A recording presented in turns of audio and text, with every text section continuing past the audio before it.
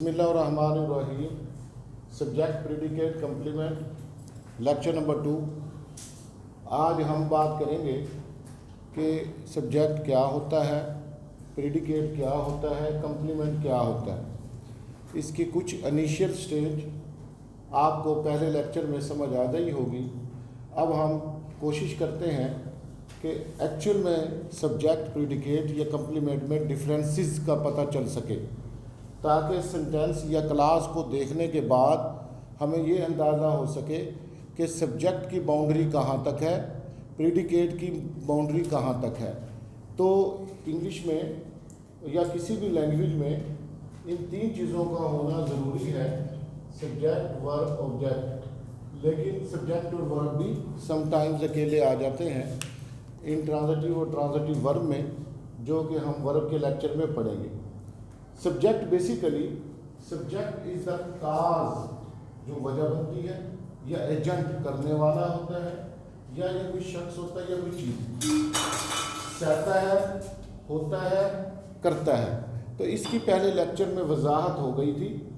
तो सब्जेक्ट पे अगर हम एक ट्रेडिशनल सेंटेंस को देखें तो चार चीज़ें 90% के करीब किसी भी इंग्लिश सेंटेंस का हिस्सा होती हैं।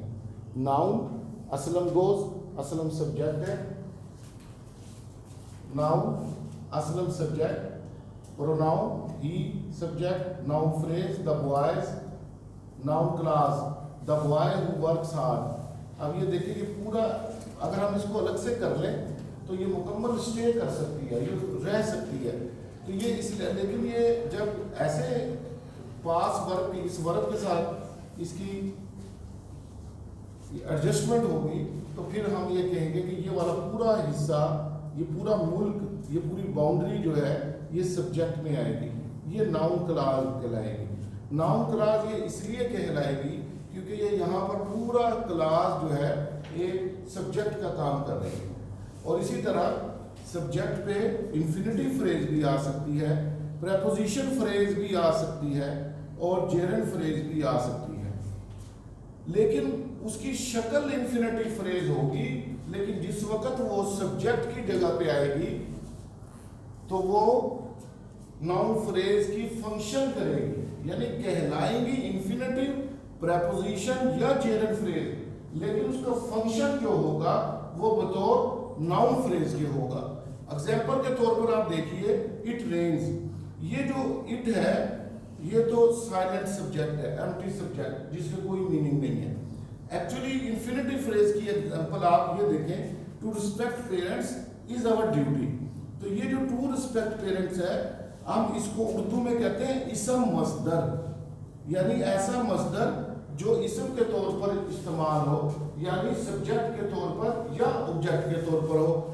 दूसरी एग्जांपल जेरेंड फ्रेज की देखें, cooking meal is an art. अब कुकिंग मील, अब बज़ाहिर तो ये जेरेंड फ्रेज है, लेकिन इसका फंक्शन यहाँ पर नाउन फ्रेज है। तो बात क्लियर हो गई कि सब्जेक्ट काज हो सकती है, एजेंट हो सकती है, या कोई शख्स हो सकता है, या कोई मामला, एजेंट से मुराद कोई शख्स या जो काम कर रहा हो किसी के जरिए से। Noun 1, pronoun 2, noun phrase 3, noun class 4, और 3 बातें मैंने ये लिखी हैं कि ये ज़ाहिर इंफिनिटिव फ्रेज, प्रेपोजिशन फ्रेज या जेरेंड फ्रेज होगी, लेकिन जब ये सब्जेक्ट पे आएगी तो ये काम करेगी नाउन फ्रेज का, इसका फंक्शन जो होगा वो नाउन फ्रेज होगा। प्रेडिकेट एक्शन होता है, वर्ब होता है सिंपल, या चेंज होती है स्टेट में, कोई हालत हो, जैसे स्टैटिक वर्ब्स होते हैं, हालत में चेंज हो जाती है, इसमें वर्ब लाजमी होगा या वर्ब ग्रुप होगा। जैसे आप कह लें ही हैज़ गॉन, अब ये हैज़ गॉन वर्ब ग्रुप है, ठीक है।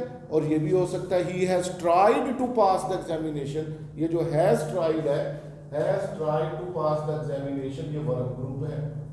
ट्राई टू पास, ये वाला वर्ब ग्रुप है। He has tried to pass the examination. Auxiliary verbs भी होते हैं और मॉडेल्स भी हो सकते हैं। अब कंप्लीमेंट का कैसे फर्क, अब सब्जेक्ट सिंपली अगर आप देखें तो ये सब्जेक्ट है और ये प्रेडिकेट है।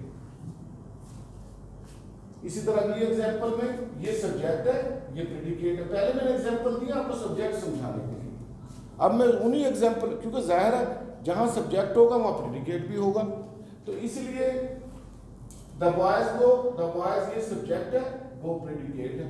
तो आप ये देख लें कि प्रेडिकेट को और सब्जेक्ट को समझना बहुत आसान है।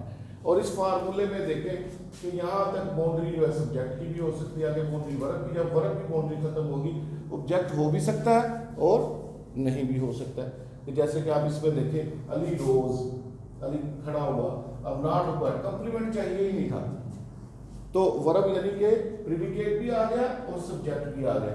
आयशा सीम्स हैप्पी, अब ये देखिए हैप्पी जो है ये कंप्लीमेंट है। अच्छा, he really thinks that is ready, ये पूरे का पूरा जो है कंप्लीमेंट है और ये चेंज इन स्टेट है, एक्शन कह लें आप इसे। अच्छा, और ही जो है वो सब्जेक्ट है।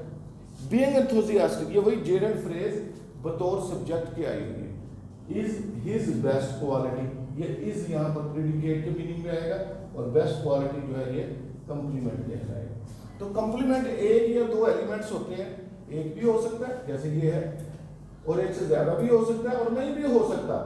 इट इज वन और मोर एलिमेंट रिक्वायर्ड बाय, जो सब्जेक्ट को चाहिए होते हैं या वर्ब को चाहिए होते हैं। मजबूरी क्या है सब्जेक्ट या वर्ब की, कि to give the complete sense of sentence, उन्होंने सेंटेंस की पूरी सेंस मुकम्मल करनी होती है। इवन मैं ये सिंपल सा लिख रहा हूं, इट इज अ टेबल, तो देखो अब ये चीज इसकी मजबूरी है। अब क्या मजबूरी है, क्योंकि इसकी सेंस ही इट इज आ कह दे तो क्या सेंस पूरी होगी, नहीं होगी। तो जो कंप्लीमेंट है बेसिकली ये सेंस को पूरे करता है, पूरे सेंटेंस की या क्लास की सेंस क्लियर होती है। तो जाहिर है जो कंप्लीमेंट में इनडायरेक्ट ऑब्जेक्ट भी आता है, डायरेक्ट ऑब्जेक्ट भी आता है। तो इसका बड़ा सिंपल सा फार्मूला है, ही गिव मी अ पेंसिल, जो बेजान चीज होती है, नॉन लिविंग थिंग जो होती है वो डायरेक्ट ऑब्जेक्ट होती है, और जो जानदार चीज होती है वो इनडायरेक्ट ऑब्जेक्ट होती है। तो इसका लिंकिंग वर्ब को समझने का भी ये फार्मूला है और कंप्लीमेंट को समझने का भी ये फार्मूला है कि अगर लिंकिंग वर्ब के बाद एडजेक्टिव फ्रेज या एडजेक्टिव आ जाए ना, तो समझो ये वाला जो वर्ब है ना ये लिंकिंग वर्ब है।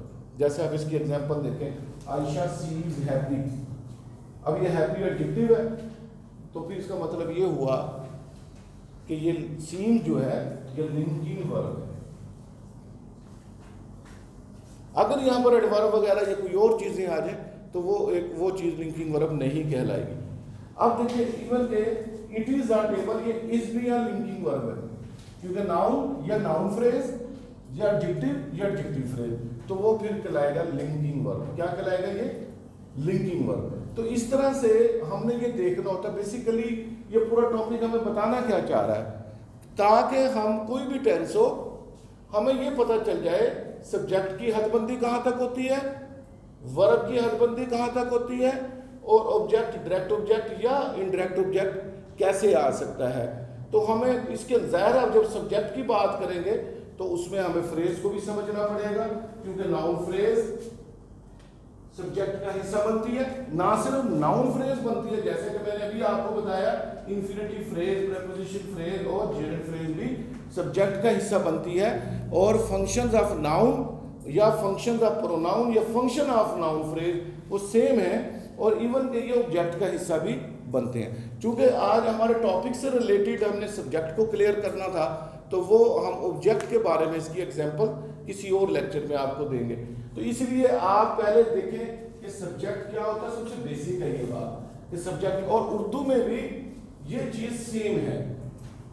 मैं इसकी एक एग्जांपल देता हूँ। असलम जाता है, देखिए असलम अपनी जगह पे खड़ा है, वो जाता है वो अपनी जगह पे खड़ा है, खड़े से मुराद वो अपनी जगह पे मौजूद है। और एक अच्छा लड़का स्कूल जाता है, एक अच्छा लड़का देखिए ये नाउन फ्रेज है, ये भी बिल्कुल सब्जेक्ट पे खड़ा है, ठीक है। वो लोग जो मेहनत नहीं करते कामयाब नहीं हो सकते। तो देखिए वो लोग जो मेहनत नहीं कर सकते, the people who can not do hard work. अब ये पूरा एक सेंटेंस, पूरी एक क्लास एक सब्जेक्ट के तौर पर, सेम उर्दू में भी यही चीज़ है। अगर हमें इंग्लिश में गौर करने के लिए, जिसे आप कहते हैं कि लैंग्वेज, मल्टीपल लैंग्वेज या डिफरेंट लैंग्वेज के स्ट्रक्चर से भी हमें बात समझ में आ सकती है। तो ग्रामर का जो एक सबसे बड़ा फ़ायदा ये है कि हम अपने सेंटेंस की को नज़र में रख सकते हैं, हमें उसके हिस्से की पार्सिंग आनी चाहिए, तो हमारे लिए ये बहुत फ़ायदेमंद साबित हो सकता है। मुझे उम्मीद है कि आपको ये समझ आया होगा। इंशाअल्लाह आपसे नेक्स्ट लेक्चर में फिर मुलाकात होती है। अल्लाह हाफिज़।